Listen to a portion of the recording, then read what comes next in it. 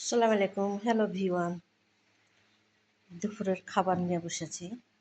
এটা ডিমের পিজা, আর এটা হলো পিলাপিল বলে, আমরা যেটা পেঁয়াজু বলি। এ জায়গা আসির, এ জায়গা শরবা, ডালের শরবা, আদাসের শরবা।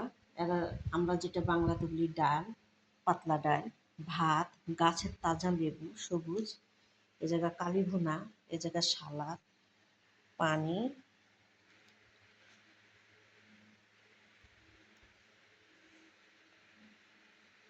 ভালো থাকেন সবাই, আল্লাহ হাফেজ। জোহরের গাদা আমরা বলি, জোহরের খাওয়ার, এরা বলে জোহরের গাদা। ডিমের পিজাটা দেখেন, মার্শাল্লাহ, প্রচুর সুন্দর হয়েছে, আলহামদুলিল্লাহ।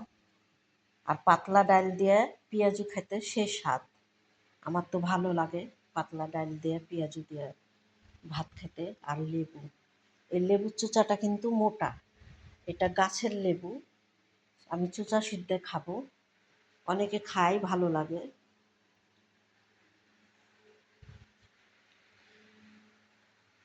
রাখি, আল্লাহ হাফেজ।